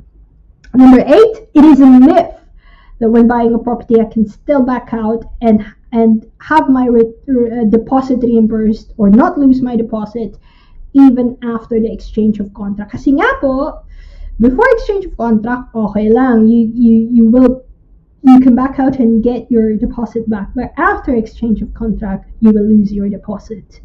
Number 9, it is true that when there is a boundary dispute, a surveyor ang tatanungin natin kung nasa ng totoong boundary. Surveyor po. They can do that and they can figure that out. We call it demarcating, plotting the boundary against the physical landmarks. That's the technical term. Hindi po yung abogado nyo ang magpa-plot, hindi rin po yung neighbor nyo at hindi rin po kayo. It has to be a surveyor. And finally, number 10, it is a myth that if my neighbor's tree encroach or overgrow into my property, I have no right to complain. Myth po yan. You have a right to complain. You can notify them na pag hindi nila inayos yan, tinrim na yan, that you can trim it yourself. What's overflowing into your property? So yun kung ano yung umapaw. And that's called an abatement. Abatement, principle of abatement. Yan po ang ating test today. Hopefully, dagdag-kaalaman na naman sa inyong mga ka-remote social bubble natin. Mr. Laragan, anong score natin dyan? Naka-10 ako by chance, aksidente. Valedictorian! Naka-10 ako. Ayan. Pero, maganda. We learned a lot of things today. Maganda. 6 years pala yung seller. Yung number 7, di ba? You cannot sue the seller. You can. Within the 6-month year period, no? And sa exchange of contract, as long as before the exchange of contract, you can still get your deposit. Correct. Tama yun. No. And then maganda yung sinabi mo, number 10, na-explain mo, siguro yung drawing siguro para kasing straight yan But in actuality, medyo may kurba siguro 1 foot or 1/2 foot. Ganyan, di ba? In real. Kaya ganun. At kaya talaga nag-aaway ng mga tao. Kasi parang, hindi ko naman makita kung straight yan. Nag-aaway sila. Ang totoo, huwag niyo pong tingnan yung title plan. Tawag na lang po kayo ng surveyor. Pero tig-isa kayo. Kunyari, kung gusto niyo mag-gano, di ba? Kailangan tig-isa rin, di ba? Oo, tig-isa. So, quite interesting. Ako, when I had to put the name ko sa property, online nakita ko online yung property in my name. Yeah. Kasi previously it was under both our names ng aking ex-spouse. And then when I had to buy her out, eventually naging akin na totally yung property so which is good. And this is quite interesting kasi siyempre, di ba, yung kamukhaan yan, yung mga Japanese knotweed, nakakatakot pala talaga yan, di ba? Talagang ayaw na ayaw. Sabi mo kasi mga insurance ba? Tama ba? Insurance, mga bangko, ayaw nila yan Ayaw na ayaw po nila yan. Natakot sila dyan. Masisyak ka pag meron ka. Kasi hindi namamatay yata yan. Talagang tuloy-tuloy yung life. Parang lumalaki yata. Maski patay na yan, no? Dracula ata, vampira ata yung mga Japanese natin, napakahirap po patayin yan. So, wag niyo pong, yun ang sabi ko, wag niyo pong i-try patayin dahil meron pong mga professionals who can deal with that properly. At attorney, yung abatement, yung encroachment ng property, halimbawa, puno ng kapitbahay mo, pwede mo naman hindi galawin, no? Pero, ibig sabihin, kung pipitasan mo yung lumagpas sa'yo, ano yun? Okay lang kaya? O, Okay lang, kasi ano ito, sabi mo lang ba ito? Sabihan mo muna, I think yung mga gano'n, halimbawa pipitas ka ng I think it should be kasi umano na sa'yo, di ba? However, ito, hindi na ito batas hindi ito batas, parang good manners and right conduct na lang para naman, para naman may brownie points ka at para hindi naman, sabi mo, uy, kung hindi mo naman problema sa'yo, Dumay, ayoko namang pero akin na lang yung apple na to diba? Ayoko naman ganun, ganda ng apple kasi diba pagkalahati lang yung pangit. In abatement mo, tapos yung itsura ng apple parang half moon, diba? It doesn't look very nice. So, siguro para sa'yo, some people don't mind. Hindi naman po requirement yun hindi pa yung requirement na as long as hindi nakakagulo, as long as hindi negative, okay lang. Pero kung negative, masyadong yata, pangit, o pwede mong putulan, pwede. But even then, you still have to tell your neighbor, lumalabas to, I mean, konting epekto yan, puputulin ko lang. Ayan. Notify them. Kasi nga dito, it's all about cost as well. Kasi sometimes, you probably tell them, uy, ikaw na magbayad kasi puno mo yan. Or sometimes you don't mind kasi di ba yun yung you wanna get that trim, baka may hardinero kang paborito dyan, and they can trim it. Sometimes it's not really a problem. Most people are quite sensible about it. Sa kanila, oh, that's nice, it's a nice tree, I don't mind, di naman nakakagulo. Maayos naman kayo ng neighbors mo, 5 taon at 10 taon na kayo nandyan, sa'yo naman binibigay yung apple na andun sa side na yon. I think the problem sometimes is when you get on the wrong side of someone and kahit maliliit na bagay, pag-aawayan nyo, magiging problema talaga yon. And that becomes very awkward. Lalo na kung parati mo siyang nakikita, araw-araw mo nakikita, yun ang baka magkaroon na ng epekto sa enjoyment mo ng property. So, yung practical try as much as you can to maintain good relations with the neighbor. Sometimes courtesy goes a long way. Just saying, oh, is it okay to do this? Or, oh, can I just notify you of this? But at the end of the day, kung may dispute kung may dispute na talaga, try as much as you can between yourselves na umabot kayo dun sa conclusion. Kasi nga, pagbebenta mo na yung property, kailangan mo yung i-disclose. Kung meron kayong unfinished business ni neighbor. Attorney, dito ba sa UK, I don't know kung ito alam mo, no? Hindi, kasi I think sa Pilipinas yata, if you sell something yata, na sa yung property mo, may kapitbahay ka, parang first na offeran mo yung kapitbahay mo muna. Hindi dito, wala. So pwede mo ibenta, wala pa kailan na. Yeah, no. Unless obviously may something dun sa title mo. Unless may something weird sa title mo, unless expressly noted sa title mo na may ganun na right of first refusal. But no, I don't believe so. Okay. So okay, at least malinaw yan, no? Pwedeng tayong wala you don't have na to inform your neighbor. Ibenta mo bahay ko, baka gusto mong bilhin ko. Well, pwede rin, kung sakali. Pwede, pero ibig sabihin, hindi siya gusto mo ibenta sa kayo, okay lang. Pero hindi mo kailangan paalam. Unless gusto mong isip mo. Hindi naman yun. Masyado na, kung masyadong courteous. Very, very interesting tong topic, attorney. I really love and like this kasi this can be to those who are owning properties now and to those who will be owning properties or buying properties in the future, and also those who are currently owning properties na merong baka may dispute at lahat, di ba? You have to disclose anything dispute regarding the property. Pero kung nag-aaway lang kayo dahil medyo nagkaroon ng affair yung bawat kasi sino mang wala yun, wala yung property mo, hindi wala yun. Yeah, you might be Oh, sued for defamation. Huwag mo naman lagay doon, pangit ugali nito. Ano baka ma-defamation ka naman nun. Hindi yun. We're talking about legal property dispute here. Boundary, fence, mga ganon. well, very interesting. It's this is even for those who are in the UK and outside of the UK. This is quite interesting. By chance, ako na perfect ko. Siguro nanguhula lang ako. Not perfect. Victoria! Nagulat ako na sinasabi mo na eh. Tama yung hula. Siguro, hula nito siguro siguro one or two questions lang. Pero two or three sabihin na lang natin to be humble. But the rest, parang wala ako na yung tatlo. Pero okay, thank you. Maganda. Very good. Sana nag-enjoy kayo. Diba? Masaya. It's a fun way of learning. It's quite,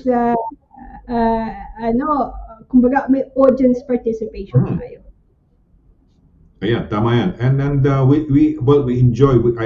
We love this. No, I love this kind of a setup that we're doing, truth or myth, kasi somehow it's clearer. Diba? When ganun pala. Ganun. You give out 10 points, 10 things, and then hulaan natin, no? And then kung ano. Well, the nicest thing is to be honest to ourselves muna, no? Hulaan yung muna, and then ano mo na kagad, discuss mo, diba? And then that's the fun of it is that tama ako ron. Mali ako ron. Tama. Bits pala yun. Truth pala yun. Diba? It becomes quite interesting. Mas maaalala mo kasi, mali pala yung tama pala yung nahulaan ko. Ay, mali pala yung haka-haka ko. It becomes more memorable kasi na-engage ka na dun sa thought process. Totoo yan. Kasi kaya nga, di ba, minsan, di ba, in a game, kunyari, yung question, ginawa mong game, mas natatandaan eh. Diba? In anything, learning. Kaya sa amin, ang tinapos ko, attorney, is education sa Pilipinas. And, UST ako, no? So, sa UST yata, hindi ko alam kung UST lang ay unique na ang practice teaching namin 1 year. Wow! Yung ibang colleges yata, mga 1 semester lang eh. Kami, the whole year, tuturo kami, high school. Meron kami laboratory yung education high school. So, you're a student of education, okay, meron kang major, English, science, mathematics, whatever. And then right next to you is a laboratory, high school, and elementary. So yun ang tinuturuan mo ngayon. 1 year yun. So anyway, ang gusto ko lang sabihin is, for example, ang major ko sa UST was English. No, English. So, English would be a combination either literature or grammar. Okay, so yun pag nag-aaral ka ng English, Bachelor of Science in English, major in English sa UST.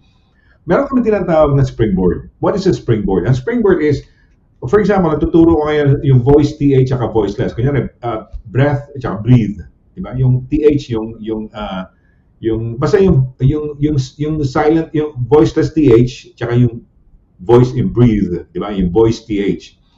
Now, ang springboard, I will come up with a song. Yung sikat na song for the day, mga sikat sa mga kabataan, doon hahanapin ko yung mga words na may silent, voiceless TH at voice TH, and it becomes quite interesting. Yun ang springboard mo. So, pakakantay, nagkakantahan ka. Pero actually, yung purpose mo lang nun is to pick out the words that have the voice TH and the voiceless TH. And then yun nga, ituturo mo.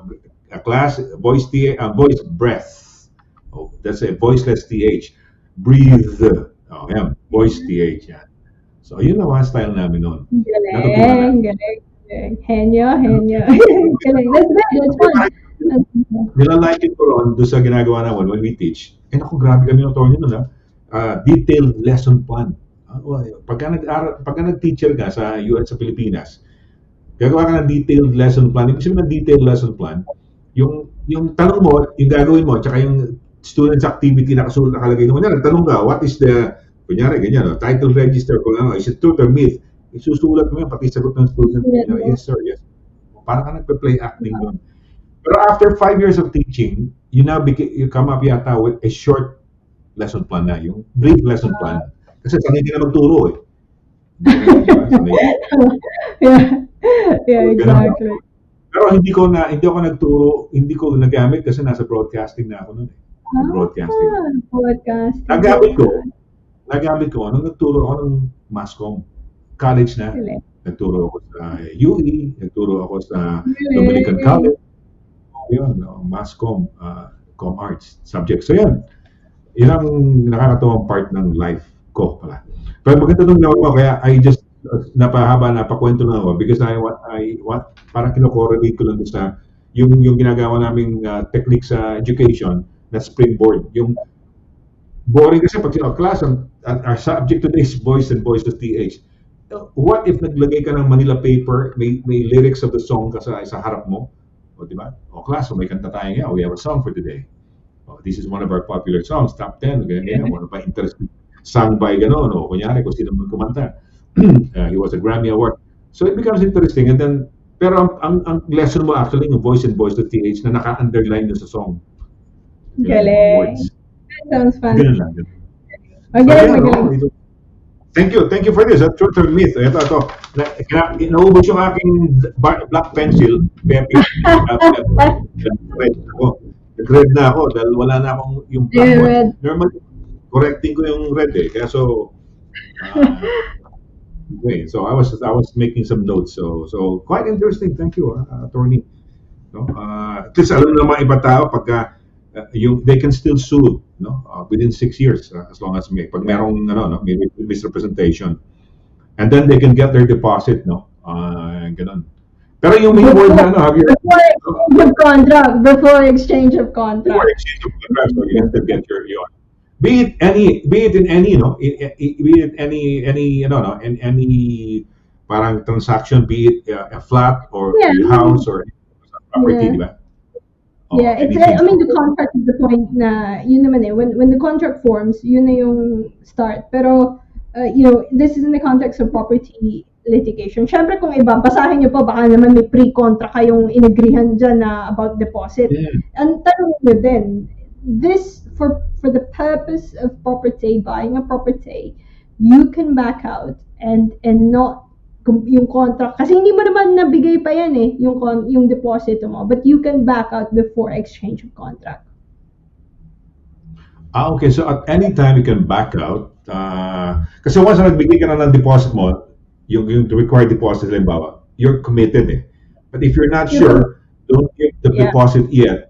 Okay, don't give the deposit yet. Don't finalize the agreement by way of yung exchange. Ano pangalan? Exchange of contracts. Exchange of contracts. Your lawyer will call you really on the day. Your lawyer will call you and get explicit instruction from you. Do you want me to exchange contracts today? And this is it. This is the point of no return. So, meron kumbaga yun yung final say mo. Kasi meron po yan, hindi po ako conveyancer but that exchange of contract is it's an event in conveyancing. I know because and then we all have lawyers have an element of understanding at least basic ng ibang areas of law, even though hindi nila specialization. So when you exchange contract, yung both lawyers, they would all have to be ready. So they will actually have may standard protocol po yan ng Law Society when we exchange contracts. So kailangan talagang kunin mo yung explicit instruction ng client mo on that day. Are you ready? Are you giving me your approval to exchange this contract now? And then they will go on and exchange the contract on the telephone.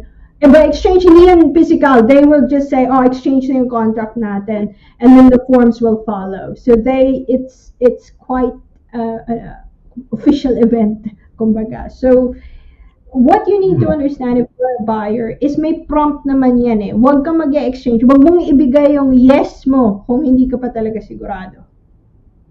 At saka may prompt din yan eh. The lawyer, your conveyancing lawyer will tell you, we'll be exchanging contracts. I don't think yan, 28-25. Halimbawa, we'll be exchanging contracts in a week's time. May date, kunyari, May 2, May 4. So, prior to that date, pwede ka pa umatras as long as di ba? Pwede pa. Yeah, pwede pa. Okay. Sabihin mo, parang hindi ako sigurado dyan. Parang, because they will say, they'll do a report, they'll say to you, they'll give you recommendations. Sometimes they will say, I don't think you should buy this house because of this problem. Your lawyer would say that sometimes. Or maybe sa'yo, hindi ka sigurado sa bahay. Just like personal mo lang. Siguro, hindi ka sigurado na you'll move to a different place. Maybe that's just it. Got nothing to do with the house at all. Sa sarili mo lang. O hindi ka sigurado na bibili kayo ng bahay nitong bagong partner mo. So that may be, there may be a lot of reasons. Before ka mag-exchanges, Mr. Laragan said, bibigyan ka ng prompt niyan. O, ito yung timing natin, timetable. Isiping mabuti. So, kung hindi sigurado, meron kang chance to really think about it and say, you know what, no, I don't want to proceed. I'm not giving you my deposit. I don't want to proceed. Thank you very much. Okay, well, with that, no, very, very interesting. May bagong dagdag kaalaman. No? Wala yung ating driver ngayon. Siya na, yung ating roving reporter na, baka naka... ang Westminster pala si... Wow! Westminster ka? Wow, London, Rowena. middle of London. Hello, Rowena. Attorney, talking of properties, alam mo ba na dalawang pinakamurang lugar ng ano pa ka to? Ano ba yung council tax? Tama ba? Council tax. Tama, council tax, di ba? Ang pinakamurang dalawa ay Wandsworth and the Westminster. Westminster? Talaga? Westminster. Hindi nasa center, nasa London. Yung pinaka-tinasan yung mga, di ba? Westminster. The Parliament, yeah. Isipin mo, mahal dahil ano, pero hindi, mura dyan. Dalawa yan, Wandsworth and Westminster. Boroughs in London. I think nationwide yata sila ang pinaka-mura na mga house tag dito na council tax yata, di ba? What do we pay? We pay council tax, di ba? Council tax. Correct. Council tax, yes. Ayun, council tax. Tama, council tax. Yan, Westminster. So, mabuhay, thanks for acknowledging, Romena, na taga, ano ka pala, Westminster. So, wala kang problema. Nasa gitna ka mismo ng... pinsan ko, Francisco Quinto. That's my, pinsan ko po yan. Hi! Hello po. Shoutout po dun sa pinsan Francis, ko. mabuhay. Lahat ng mga taga-Bulacan, ng mga kamag-anak po namin. Mabuhay po kayo. Aga naman nila gumising. Attorney, sino ang taga Bulacan? Yung mother side mo, father side mo? Father Ang mga side. Quinto. Mga Quinto. Ang father mo is taga Bulacan. Ang mga sino yung mga nasa more or less may Ilonggo side? Ang mother side ko po, taga mother. mother side, yung mga Ilonggo. Ayun, no. Okay. Meron sikat na komedyante, di ba? Yung maganda, sexy, yung Quinto? Si Angeline ba yun? O si Angeline ba? Angeline? Yung maganda Isa siya. pa, Tapos si naging... Rufa May Quinto. Rufa May. Rufa May. Nakita ko siya, hindi pa siya sikat. Hindi pa siya sikat. She was performing sa Ali Mall yata or something. Ang husay niya. Mahusay na kagad siya. May comedic punch siya. Ganun. Andiyan pa ba siya? Hindi na siya active, no? Hindi na po siya active, no? Hindi ko lang alam. Pero alam ko, yan, sexy yun, maganda yun, di ba? Si Buba, di ba? Buba, because medyo endowed siya, no? Sexy. Hindi ko po siya kamag-anak. I wish kamag-anak ko siya. I wish because she's very talented. I think hindi siya taga Bulacan eh. Hindi yata taga Bulacan, hindi ba? Hindi yata. I don't know, hindi ko pala. I don't think taga Bulacan siya. Sana taga Bulacan. Francis Paul. Shout out na lang sa kanya. Sana kamag-anak. Shout out. Mabuhay ka. Religious na pangalan niya, attorney. Sobrang religious. Parang St. Francis tsaka Pope Paul, no? Yes. Yeah. Francis Paul. Francis Paul, yeah. Mabuhay ka, Francis, ha? Ikaw, dalawa pangalan mo, attorney, di ba? Parang ako, dalawa pangalan mo, Joseph, Sonny. Yeah, so Danielyn Christina po ako. So if you look at yung di ba tayo mga Pilipino, yung nickname natin, normally yung mga tinatawag sa atin, nickname lang naman. So like you, Sonny, nickname lang po ang DANNA. My full Christian name is Danielyn Christina, kasi uso sa atin, dalawa pangalan. Christina ka na. Kailangan Oh, talaga okay. dalawa pangalan sa Pilipino eh. So, Daniel and Christina. Ang Christina mo, attorney, is it K or C? CH. CH po. CH. Oh, Christina Onassis. Oo, Si Christina Kasi mo, malapit. si Pag CH. December, kaya mo naman sa Pilipinas. Pag December ang birthday mo, kailangan may sort of Christina or Christine pag December. Okay. Because of Christ near Christmas and near the birth of Christ. So, yun ang puro kami may Christina, Christine. Ang birth certificate ko naman, attorney, makwento ko lang sa akin naman, yung birth certificate ko, SONNY LARAGAN. Nung bibinyagan ako, di hinanap yung birth certificate. Nung bibinyagan ako, hanapin ang birth certificate ko. Sabi nung pare, SONNY is not a Christian name. So dinagdagan ng Joseph. Ano ang pangalan ng pare nagbinyag sa akin? Ano ba Joseph? Joseph Milford. Siya, binigyan mo pangalan niya. Pangalan niya nakalagay doon sa baptismal certificate. Kaya Joseph SONNY. Kaya when I was using later on, nasa high school ako, grade, hanggang nalaman ko nang nag-UST ako, hinanap yung birth certificate ko. Kaya ang pangalan ko ever since elementary high school, Joseph. Kala ko yun ang tunay kong, ang formal name ko. Wala pala akong pangalan ganun. Hindi pala pangalan ko. Joseph, So, kasi ikaw pala, Christina, attorney. At least we know now, no? Because nga Christmas time, no? Christina. Yeah. So, well, it's been quite interesting, ha? Napakaganda ng ating discussion. It's been very, nagsimula tayo sa marathon, no? At least alam nila, makabahuli kayo. 28 ang deadline mo na 2024 London Marathon. Yeah. Take it from attorney. At least you've tried it about thrice or twice on a personal capacity. Hindi ganun kadali kasi nga out of 40,000 na mapipili, 410,000 ang applicants. Tama ba? Tama? Yun, mga looking for this place. 410,000. Correct. That's right. That's last year's statistic. So, yung final shoutout natin, pareho kayo naman ni Mr. Laragan na quite interested, very interested to run the London Marathon. Ang ballot po, TCS London Marathon, I think Google nyo lang po. The ballot is still on. So, kumbaga may drawlats lang po kung sino mabibigyan ng place. It's still on. Wala kayong babayaran. Pero 3 araw na lang po. It will expire on 28th of April 2023. Para po yan next year. So, 1 year ahead. Kailangan mag-apply ka na ng space mo. So, please do so. Punta na po kayo dyan sa London Marathon.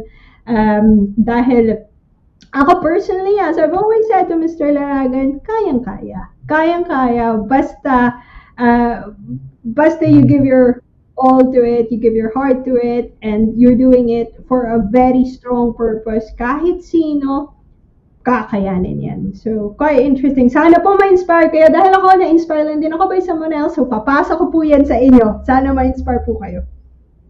Okay, you started seriously with your training December, January. Kasi October, sabi mo, the reason why they're releasing it in October to give you enough time to practice.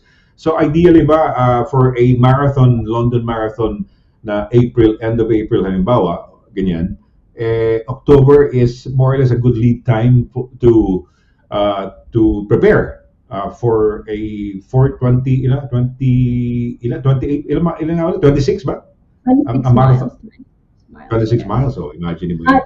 Hindi po ako dapat tularan sa pagtitrain dahil ako ay nagka-cram parate. Huwag niyo na pong tanungin kung ano yung training ko last time dahil very, very minimal. But yung sabi nila na minimum is 4 months actually, 4 months before it, but depende po sa health baseline nyo. If you need a bit more time, that's the reason why October. So some people would do 6 months. 6 months is actually quite very good. So you do your conditioning before Christmas pa para hindi na yung mga kakainin natin sa Christmas ay hindi na mahirap habulin after the Christmas period. That's the reason why it's a good idea to start in October, November.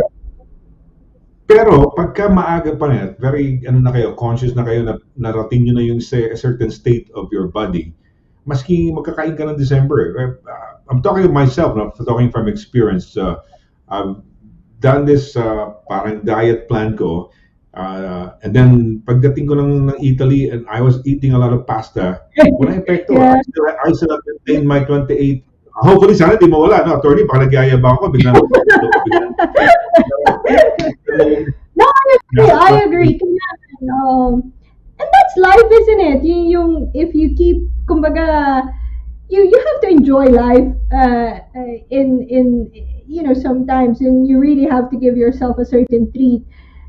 Kung, like what Mr. Laragan says, kung naging lifestyle nyo na po yung pagiging healthy, it's easier humabol kung meron kayong 2 weeks na gusto nyong kumain, gusto nyong mag-holiday. It's easier to return back to your baseline. So if you do that, if your whole year healthy, mas madaling mag-train, mas madali na. Kasi the reality po dyan, tanong nyo po sa lahat ng nagtitrain, hindi po perfecto ang buhay. Minsan talagang biglang mabibisi ka sa work, biglang magkakaroon ka ng trangkaso, tatamarin ka, parte din yan. So, as much as possible, when you're healthy, kung may time, ngayon pa lang, kahit po hindi kayo makuha sa balota, train pa rin ang train, get healthy. Kasi as I've said, marami pang option. If you don't get into the London Marathon, you don't wanna, hindi mo gusto magka-pressure to raise a certain amount of money, kanya-kanya mo naman po tayo that depends on you, how you wanna play it. Gusto mo lang gawin for yourself. Marami pong other marathons, UK, Europe, to start it. Pero ang warning lang, it's addicting. Yun ang lahat ng tao na nag-umpisa, bumabalik for more. So you might come back and do more. Lahat po lang. Travel bug yan. You get bitten by the marathon bug, by the running bug. Parang nagka-travel ka, you get bitten by the travel bug, no?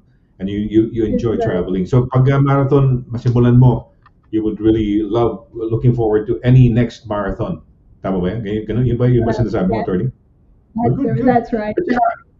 Health-wise, it's good. Tama rin naman, you have to indulge, medyo mag-enjoy ka naman ng life, no? What is about a week or two, no? Na nag-ano ka. As long as babalik ka, sugar is okay. Mag-sugar ka, Mag-indulge ka ng 1 year. Pero huwag mo gawin everyday naman, di ba? O yung masyadong marami sugar, nag-chocolate ka. Chocolate, every now and then, fine. Pero kung araw-araw na lang, chocolate, araw-araw, pizza, araw-araw, ganun, that's bad. Anything na sobra, masama. And a little gives a variety. May konting ulan, may konting snow, may konting araw, maganda. Kung lagi maaraw, parang namimiss mo na, kailan ba uulan? Di ba? Correct. Kailan ba mag-i-snow? Di ba nakakasawa? Pagkain mo araw-araw, manok, di ba? Baboy naman tayo, o ano naman tayo, di ba? Baka, di ba? Magsasawa ka rin, kaya kailangan may variety. So, ganun din. You're allowed to eat, but not overeat naman ng the bad stuff. And remember, sugar is the baddest thing. Sugar is poison. Yan ang lahat ng sakit ng katawan. Cancer is being fed by sugar. Ibig sabihin yung inyong glucose, di ba? Kaya minsan nga, di ba? Sometimes some cancer patients, they have to ano ba tawag din, yung hindi kakain, ano ba yung fast, di ba? Kasi you're also fasting the cancer cells para hindi masyadong mag-feed sa mga sugar mo, yung glucose na kinakain mo. So, anyway, attorney, maraming salamat, no? Baka meron ka mga pahabol pa because we learned a lot from you, and of course, added warning do sa deadline ng itong 28 na, no? Itong week na to. Para sa susunod. Exactly. And then of course, the information. Final shout out, Mr. Laragan, dahil ito po ay usapang London Marathon. Earlier this evening, sinabi po namin yung different ways to enter the London Marathon. At katulad ko, I'm still trying. Ilang taon na I'm still trying. Sama po kayo kung gusto nyo. Sama po kayo sa balota. Bukas po ang balota para sa marathon next year. Pero magsasara na po in 3 days time. So, put your name in there, do something crazy with your life, do something healthy, crazy, healthily wise, sports wise, at magkita-kita po tayo, hindi lang sa legal advice corner, kundi sa marathon advice corner. But it's good to share your passion, it's good to share things that makes you feel alive. So we'll see you next week. But before, kailangan ko ibigay yung ating email address kung may tanong po kayo, legal man, or if you wanna ask any information about what we talked about today, just email me at donna.quinto@dvsolicitors.com or call me at 0123-422-5188. Kung may tanong po kayo sa fasting at how to be healthy, how to turn your life, ask Mr. Laragan dahil siya po ang aming pinaka inspiring figure dyan.